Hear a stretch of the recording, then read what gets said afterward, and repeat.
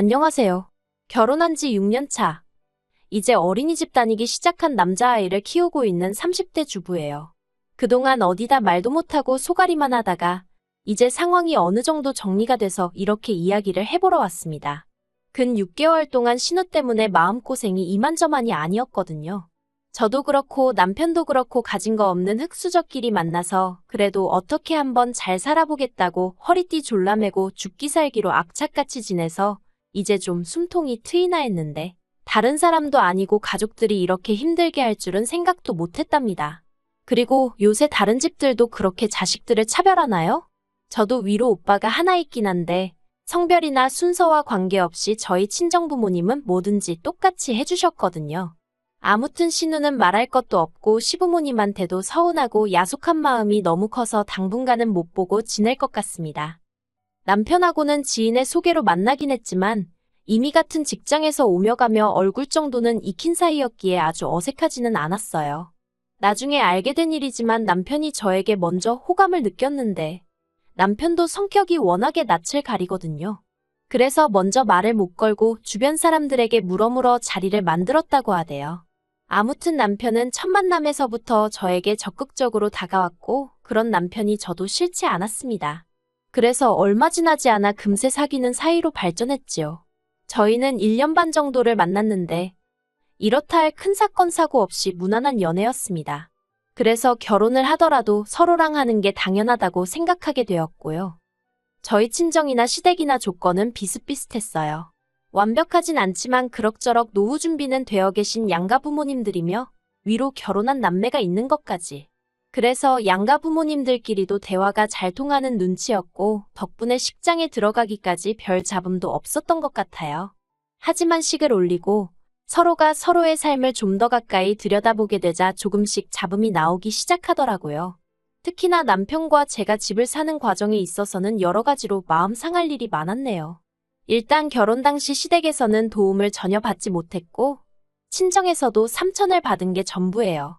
하지만 남편이나 저나 결혼 전부터 이렇게 될 거라는 걸 어느 정도 알고 있었고 서로에게 미리 이해를 구했기에 그 부분에선 크게 불만 같은 건 없었습니다. 하지만 저는 꼭 집을 사고 싶었어요. 그것도 빠른 시일 내에 말이지요. 집이 있어야 비로소 안정된 가정을 꾸릴 수 있을 것 같았달까요. 그래서 결혼하고 한 2년 동안은 오로지 집을 사겠다는 목표를 두고 정말 알뜰살뜰하게 살았습니다. 점심은 무조건 구내식당, 아니면 도시락으로 해결했고 저녁에 둘이 나가서 어디 오붓한 레스토랑에서 외식 한번 해본 적이 없어요. 2년 동안 산 옷이라곤 혹독한 겨울을 나기 위해 어쩔 수 없이 남편과 제가 입을 패딩 하나씩을 산 게 전부였고 서로의 생일은 진심이 담긴 편지 한 통을 써주는 걸로 축하를 대신했지요. 경조사비는 어차피 돌고 도는 돈이라고 생각해서 뒤에서 말 나오지 않을 정도로 챙겼지만 그걸 제외하고는 정말 인색하다 싶을 만큼 짠순이 짠돌이처럼 살았답니다. 다시 그때로 돌아가서 그렇게 살 수 있겠냐고 물으면 솔직히 못할 것 같아요. 그리고 이렇게 사는 저희를 보는 양가의 시각은 너무나도 달랐습니다. 일단 친정부모님은 많이 속상해하셨어요. 없는 살림에 그래도 예뻐라 하며 나름대로 곱게 키운 딸이 시집을 가더니 억척스럽게 변한 것 같다며 마음 아파하셨지요. 남편도 그런 친정부모님의 반응에 죄송스러워하며 동시에 괜히 자기 때문에 제가 고생하는 것 같다며 무척 미안해했는데 정작 저는 그렇게 힘들다는 생각을 못했던 것 같아요. 집을 사겠다는 목표가 조금씩 가까워지는 게 느껴졌으니까요. 그리고 친정부모님도 안쓰러워는 하셨지만 결국 저를 이해하고 응원을 해주셨습니다. 크게 금전적으로 도움을 주신 건 아니어도 쌀이나 김치 같은 것도 챙겨주시고 가끔 저희를 데리고 외식도 가주시고 시집간 딸이 친정부모님에게 신세를 진다는 사실이 민망하기도 했지만 그게 저희 친정부모님이 저희를 응원해주시는 방법이라 믿으며 힘을 낼 수 있었네요. 하지만 시댁에서는 안타까워하거나 응원해주는 상황이 아니었어요. 오히려 저와 저희 남편을 왜 그러고 사냐면서 무시했지요. 궁상맞게 그러고 사냐면서 그러면 사람들이 뒤에서 욕한다 흉본다 할 건 하고 살아야지. 물론 시댁 식구들 말이 완전히 틀렸다곤 생각하지 않아요. 분명히 그렇게 이러쿵저러쿵 씹어대는 사람들도 있었겠지요. 하지만 제가 확신했던 건 그런 사람들이 저희 부부의 인생을 책임져 주진 않는다는 거였어요. 그래서 아무리 시부모님이 짜증을 내시고 신우가 빈정거려도 웃고 넘길 수 있었습니다. 오히려 휴가 때마다 해외로 나가고 뭐 10만 원짜리 뷔페를 갔네, 12개월 할부로 명품백을 샀네 하는 신우가 신기하게 느껴졌달까요. 말이 나와서 말이지만 제가 남의 집 사정을 말하는 게 그렇긴 한데 저희 신우는 전업주부였고 심해부는 외벌이를 하고 있었거든요. 그렇다고 사업을 하는 것도 아니고 그냥 중견기업에 다니는 평범한 직장인으로요. 그래서 심해부 혼자 벌어서 어떻게 저게 다 감당이 될까 궁금하기도 했어요. 아무튼 마침내 목표한 시기보다는 조금 늦어졌지만 그래도 3년 만에 저희 명의로 된 30평대 아파트를 사게 되었습니다. 비록 대출도 많이 받았지만 얼마나 기쁘던지. 회사에서도 멀지 않고 무엇보다 어린이집부터 시작해서 중학교까지 이미 다 있는 동네라서 이제 앞으로 애만 낳아서 잘 키우면 만사형통이겠구나 싶었지요. 그리고 이사를 하고 얼마 지나지 않아 저는 제가 임신을 했다는 걸 알게 되었습니다. 이제는 좋은 일만 생기는구나 싶어서 정말 매일 어디다 자랑이라도 하고 싶은 기분이었달까요. 그런데 저희의 행복이 누군가에겐 가정불화의 씨앗이 되었던 모양입니다. 하루는 어머님이 저희 부부를 부르셔서는 너무 그렇게 즐거워하는 티를 내지 말라는 이해할 수 없는 잔소리를 하셨거든요. 그리고 알고 보니 신우가 그렇게 저희를 부러워했답니다.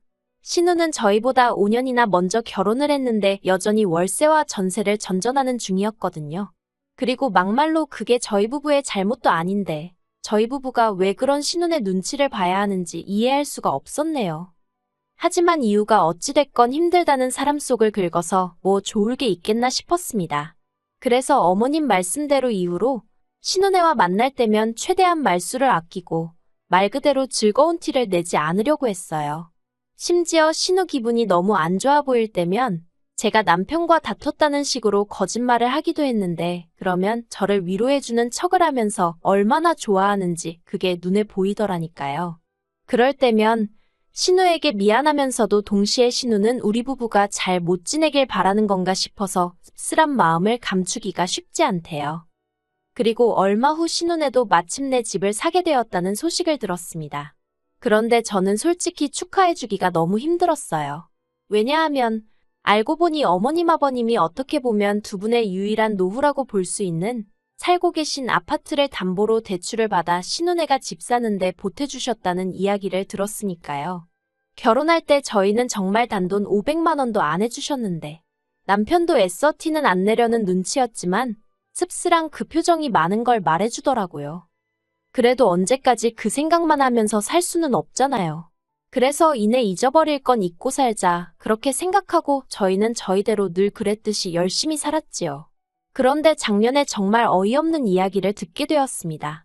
신우도 어머님도 아닌 심해부의 입을 통해서 말이에요. 남편하고 심해부는 그렇게 친하지도 멀지도 않은 사이입니다. 나이 차이도 일단 10살 가까이 나기도 하고 심해부가 저희 남편이 하는 일이라면 앞뒤 재지 않고 까내리기 바빴거든요. 처음엔 그런 심해부가 이해가 안 돼서 얼마나 얄미웠는지 몰라요. 그런데 언젠가 심해부가 술에 잔뜩 취해서는 저희 남편더러 그러더랍니다. 신우가 부부싸움 할 때마다 심해부랑 저희 남편이랑 그렇게 비교를 하더래요. 내 동생은 성격이 어떻고 월급이 얼마고 아무리 외간 남자 아닌 동생이라지만 그래도 심해부 입장에서 그게 좋게 들렸을 리가 없지요. 그래서 신우한테 동생 타령 좀 그만하라고 했더니 이제 질투할 사람이 없어서 처남을 질투하냐며 그걸로 또 어지간히 당했답니다. 그런 이야기를 하면서 심해부가 저희 남편더러 미안하다고 그런데 자꾸 신우가 했던 말이 생각이 나고 그러면 자기도 모르게 말이 세게 나간다고. 아무튼 그래도 그런 대화를 한번 나누고 나니까 둘의 사이가 어느 정도는 나아지긴 했어요. 그렇지만 여전히 가깝다고 보기엔 조금은 무리가 있었지요. 그런데 그런 심해부가 남편더러 할 말이 있다며 만나자고 했다더라고요. 생각보다 일찍 들어온 남편에게 심해부랑 무슨 이야기를 했냐고 물었어요. 그러자 남편이 황당하다는 듯이 신우가 이제 시조카가 초등학교에 들어가는데 집이 너무 작다면서 이사를 가자고 조른다며 하소연을 하더랍니다. 모아놓은 돈도 없는데 무조건 이사를 가자고 그런다고 죽겠다면서 아주 앓는 소리 죽는 소리를 해댄 모양이래요. 그래서 제가 남편더러 뭐라고 했냐니까 뭐라고 하나마나 해줄 말이 있어야 말이지. 그러면서 그냥 힘내라고 했다고 그러대요. 그래서 제가 행여나 이런저런 조언 같은 건 하지 말라고, 이러나 저러나 어차피 좋은 소리는 못 들을 거라고 했더니 자기도 잘 안다면서 신경 쓰지 말라더군요. 그런데 그렇게 상황이 일단락 되는 줄로만 알았는데 그 일이 있고 한 달쯤 지나서 시부모님이 저희 부부를 호출하셨습니다. 같이 밥이나 한 끼 하자면서 말이에요. 그런 일은 종종 있었기 때문에 알겠다 하고 별 생각 없이 시댁에 내려갔습니다. 그런데 그곳엔 신우와 시매부도 와 있었어요. 신우네 식구들도 부른다는 이야기는 없었기에 잠깐 당황했지만 어머님 아버님 입장에선 그쪽도 자식이니 한 번에 겸사겸사 보고 싶으셨을 수도 있겠다 싶어서 그러려니 했는데 이런저런 이야기를 나누며 밥을 먹고 있는데 어머님이 저더러 애도 아직 어린데 집이 너무 큰 거 아니냐는 말씀을 하셨습니다. 애가 없을 때 이미 계약한 집인데 좀 뜬금없다 싶었지만 애도 금방 클 거고 30평대가 그렇게 크지는 않아요 라고 대답했지요. 그런데 어머님은 뭔가 못마땅한 표정을 지으시더니 이내 그러지 말고 네 신우네랑 집을 한 2년 정도만 바꿔 살면 어떻겠냐 하셨습니다. 저는 순간 뭘 잘못 들었나 싶어서 제 귀를 의심했어요. 그래서 제가 뭐라고 반문을 하려는데 이미 벌써 남편이 그게 무슨 소리냐며 언성을 살짝 높이대요. 그래서 제가 상밑으로 남편 손을 꼭 잡으며 화내지 말라는 신호를 보냈습니다. 하지만 남편은 이미 조금씩 부들부들 떨고 있더라고요. 그런데 그런 사정을 눈치를 못 챈 건지 어머님과 신우가 번갈아가며 계속해서 자기들 집은 작아서 못 살겠는데 애는 이제 초등학교에 간다고. 요새 초등학생들은 친구 사귈 때 서로 무슨 아파트 사는지 몇 평에 사는지도 물어본다더라면서 그러지 말고 일단 한 2년만 바꿔 살아달랍니다. 적어도 시조카가 괜찮은 친구들을 좀 사귈 때까지만 어떻게 좀 안 되겠냐고요. 사실 신우네가 사는 아파트랑 저희 아파트가 차이가 좀 나기는 해요. 특히나 저희 아파트는 원래도 괜찮은 동네였는데 호재가 2개나 터지면서 집값이 많이 올랐지요. 반면에 신우네는 돈 때문인지 왜인지 아무튼 별 기대가 되지는 않는 아파트를 샀어요. 그리고 저야 처음부터 그렇게 생각은 하고 있었는데 남의 재산에 제가 왈가왈부할 건 아니니 말을 아꼈거든요. 그런데 집을 사고 나서야 저희 집 오르는 거랑 자기들 집 오르는 게 속도도 다르고 금액도 다르니 성질이 났던 모양입니다. 그걸로도 시매부를 어지간히 잡들이를 한 모양이래요. 시매부도 불쌍한 게 집 사는데 자기 의견은 하나도 안 들어갔다고 했거든요. 아무튼 그런 와중에 저희 부부더러 집을 바꿔 살라니 저희 입에서 좋은 소리가 나갈 수가 없었지요. 특히나 남편은 그간에 쌓인 앙금이 다 터져나오듯이 소리를 지르기 시작했습니다. 결혼하고 나서 처갓집 볼 면목도 없이 10원 한 푼 도와준 적 없으면서 이제 와서 무슨 집을 바꿔 살라는 거냐고, 그게 말처럼 쉬운 일이냐고요. 그러자 신우가 명의를 바꾸자는 것도 아니고 당분간 바꿔 살아보자는 건데 너무하답니다. 남편이 그러다 누나가 안 나가고 버티면 그걸 내가 무슨 수로 상대하냐 싫다고 맞받아쳤어요. 솔직히 맞는 말이잖아요. 비밀번호를 바꾸고 어쩌고 방법이야 있겠지만 애시당초 왜 저희가 그런 불평과 어려움을 겪어야 하나요? 저도 남편 옆에서 거들고 싶고 따지고 들고 싶었지만 꾹 눌러 참고 있었습니다. 그런데 그때 신우가 저더러 아주 너 때문에 내 동생이 돈에 환장을 했다고 전에는 지부모 말이고 지누나 말이면 껌뻑 죽던 앤데 제가 남편을 다 버려놨답니다. 그리고 신우 입에서 그 말이 나오기가 무섭게 남편이 신우 뺨을 때렸어요. 신우가 벌개진 볼을 부여잡고는 벙쪄서는 남편을 노려보더니 미쳤냐고 악을 쓰기 시작했습니다. 어머님 아버님도 남편더러 후레자식이냐고 어디 지누나한테 손을 대냐고 소리를 지르셨지요. 웃긴 건 시매부는 그런 와중에 가만히 있더라고요. 남편은 그런 시댁 식구들을 향해서 해준 거 없이 바라는 거 지겹지도 않냐며 저를 만나서 그나마 이만큼 해놓고 살게 되었지. 아니었으면 자기야말로 평생 어머님 아버님 생활비나 대주고 신우한테 뒤통수나 맞으며 살지 않았겠냐고 고래고래 소리를 질렀습니다. 그리고는 2번 다시 안 보고 살아도 된다면서 연락하지 말라고 그러더군요. 그러자 신우가 저희 남편더러 어떻게 피 한 방울 안 섞인 여자 때문에 혈육을 벌이냐고 울더라고요. 그까짓 집 좀 바꿔 살자고 했다고 이런다면서. 그런데 신우가 끝까지 잘못 생각한 게 집이 문제가 아니었던 거예요. 정말 문제는 어머님 아버님이 자식들을 놓고 또 차별을 보여주셨다는 거지요. 이후로도 계속 시부모님은 일방적으로 저희에게 연락을 해오셨습니다. 가족한테 그렇게 상처를 줘놓고 두 다리 뻗고 잠이 오냐? 네 누나가 불쌍하지도 않냐? 심지어 신우는 결국 심해부랑 이혼까지 하게 되었나 봐요.